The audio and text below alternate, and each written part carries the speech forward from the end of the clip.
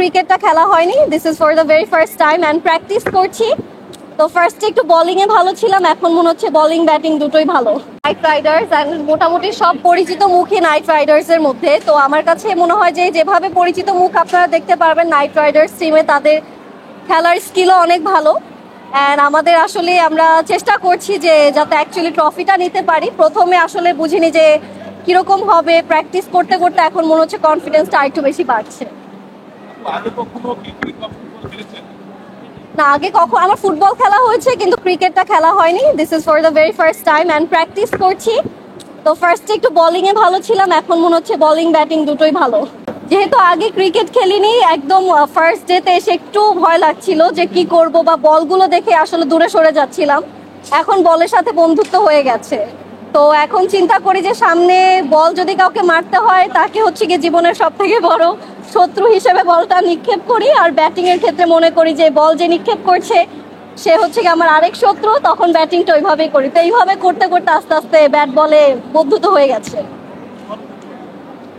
কতটুকু ভালো খেলতে পারবো সেটা আসলে জানি না, অডিয়েন্স দেখতে পারবে।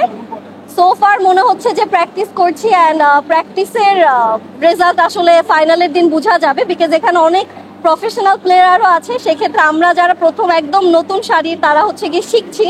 আজকে আমাদের 4th ডে চলছে প্র্যাকটিসের, বাট ইনশাল্লাহ এক্সপেকটেশনস আছে। আজকে ট্রফি দেখে মনে হচ্ছে যে এখন একটু চ্যাম্পিয়নশিপের ওই আমেজটা ভিতরে আসছে। প্রতিপক্ষ সবাই অনেক বেশি ভালো খেলে, তো স্ট্রং মোটামুটি সবাই আছে, কিন্তু আমাদের কাছে মনে হয় আমাদের যে টিম তারাও প্রত্যেকদিন প্র্যাকটিস করছেন, আগের থেকে প্রত্যেকদিন নিজেদেরকে ডেভেলপ করছে। তো সবকিছু মিলে মনে হচ্ছে যে আমরাও পারবো, যদি চাই আমরাও পারবো। নিজের প্রতি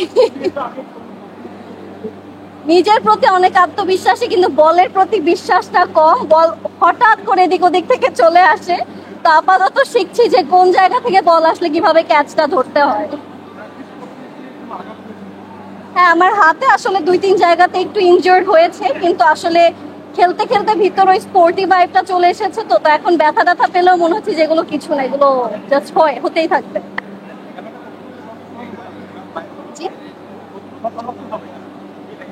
খেলাটা আমার কাছে মনে হচ্ছে স্বচ্ছ, মোটামুটি ভালোই। সবকিছু তো আপনারা ক্রিস্টাল ক্লিয়ার ভাবে দেখতেই পারছেন। আর আমার কাছে মনে হয় যে খেলাটা বেশি আমরা সিরিয়াসলি যেভাবে নিচ্ছি, প্লাস আমরা মনেও রাখছি যে আমরা আমাদের আশেপাশের পরিচিত মানুষদের সাথেই খেলছি। তো আমরা চেষ্টা করছি যে সবাই সবাইকে নিজেদের বেস্ট ভার্সনটা দেওয়ার, আর নিজেদের খেলার দিক থেকে বেস্টটা দেওয়ার।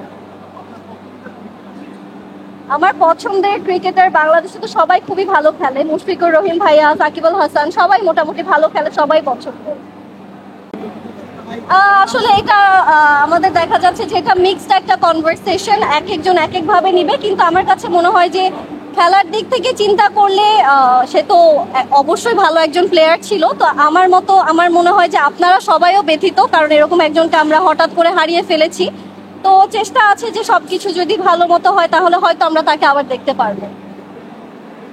Thank you.